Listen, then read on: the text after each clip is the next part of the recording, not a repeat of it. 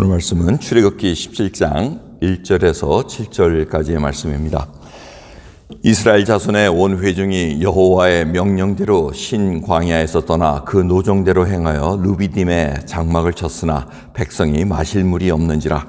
백성이 모세와 다투어 가로되 우리에게 물을 주어 마시게 하라. 모세가 그들에게 이르되 너희가 어찌하여 나와 다투느냐?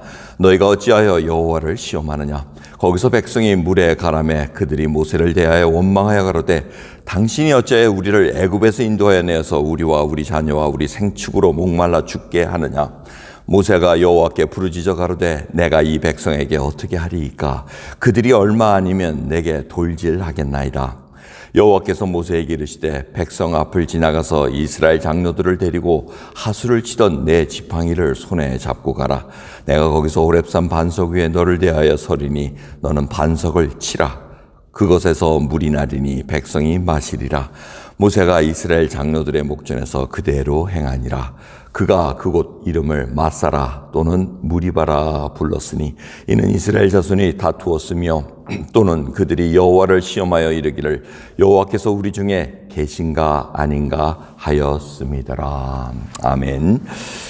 이제 이들이 신광야에 있다가 르비딤이라는 장막을 갔는데 물이 없어서 모세와 다투는 그러한 장면입니다. 오늘 말씀을 보면은 이 르비딤이라는 곳이 이름 자체가 원기 회복이라는 뜻을 갖고 있습니다. 그러니까 르비딤으로 간다고 이렇게 아마 알려졌을지도 모르겠습니다. 그럼 그들이 거기 가면 이제 물이 있겠지 하고 소망을 가졌다는 얘기입니다. 근데 막상 갔더니 아마 그곳은 전에 뭐 물이 있고 그랬겠죠. 근데 상황이 물이 많이 말랐고 없던 그런 상황이었을지도 모르겠습니다.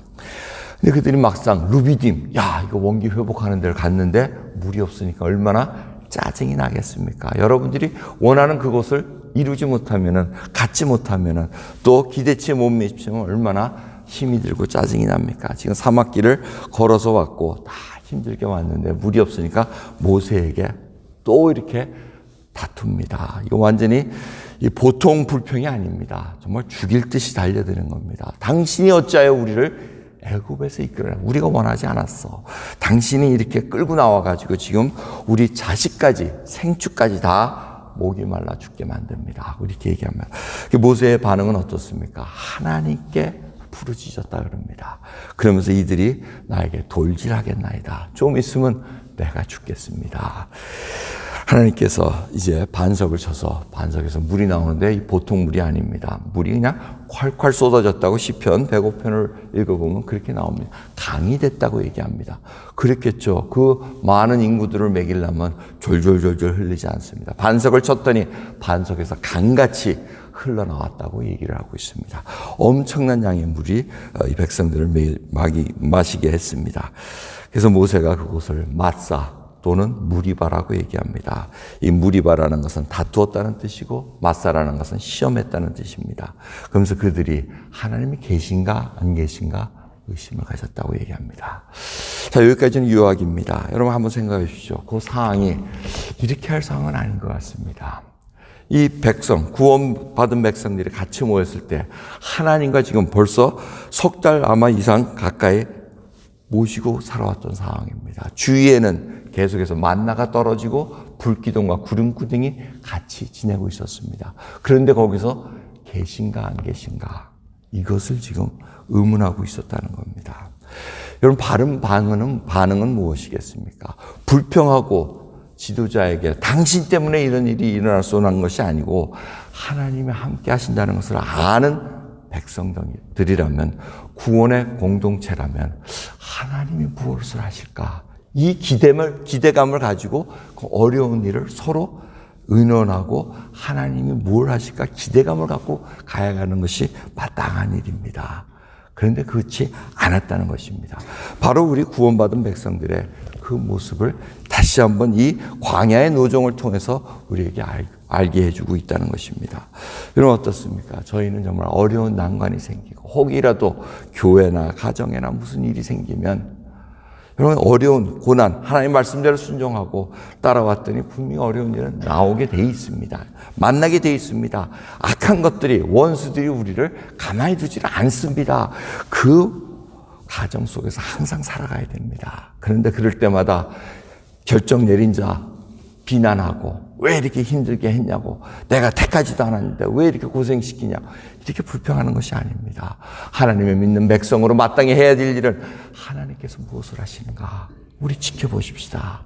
그렇게 기도하십시다. 모세도 지금 보면은 그렇게 하나님을 온전히 신뢰하고 나가는 그런 모습은 아닙니다.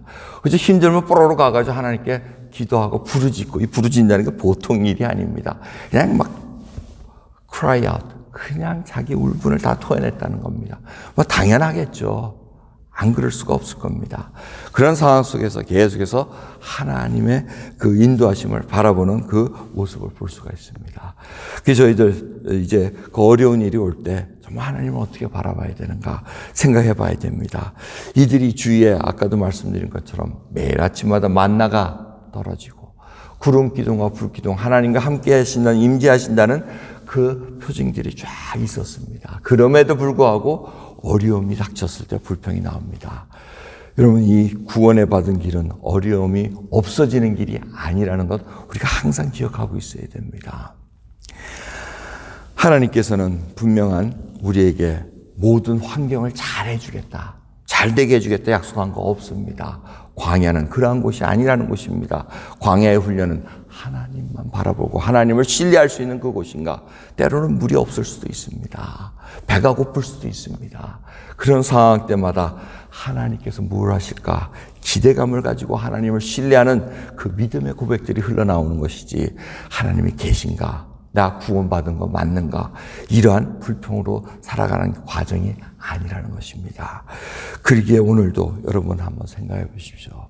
우리가 살아가는 데 있어서 이 고난은 만나게 돼 있습니다. 사도 바울도 그래서 내가 의뢰한 자를 내가 알고 이렇게 얘기합니다. 점점 하나님을 알아갑니다. 아, 이분이 이러한 뜻을 가지고 나에게 이 과정을 걷게 하시고, 나에게 이런 못된 습성들, 오늘 본문 말씀을 보면은 죄악된 습성을 완연하게 바라볼 수 있습니다. 그만큼 인도해 줬음에도 불구하고 하나님 은혜를 감사할 줄 모릅니다. 여러분, 저희들은 그런 모습이 아닙니까? 오늘 그리스도의 그 반석 대신 예수 그리스도 앞에 생명수가 흘러나오는 것을 우리가 오늘 목도합니다. 오늘도 그 생명수로 나를 채워주옵소서. 예수 그리스도의 그 반석을 떠나서는 우리가 어디에서 참된 평안을 가질 수 있고 안식처를 가질 수 있겠습니까? 라는 그 고백으로 이 귀한 토요일 깨우는 저와 여러분 되기를 간절히 소원합니다. 기도하겠습니다. 하나님 감사합니다. 오늘도 귀한 토요일 새벽입니다. 주님께서 인도해 주셨기에 여기까지 왔나이다. 앞으로 인도해 주실 것을 알기에 오늘도 믿음을 가지고 주님 앞에 주님이 하실 일을 기대감을 가지고 바라봅니다. 도우소서. 연약함을 도와주시옵고 이 목마른 영혼에게 주님 넘치는 생수로 채워주시사 이제는 진정한 감사가 흘러나게 하옵소서. 우리의 환경을 탓하는 것이 아니고 환경을 바라보는 것이 아니라 환경 속에서 역사하시고 뒤에서 모든 것을 주관하신 하나님의 능력을 믿고 나갈 수 있는 저희들 되도록 은혜 베풀어 주옵소서. 감사드리며 우리 주 예수 그리스도의 이름으로 기도드리옵나이다. 아멘.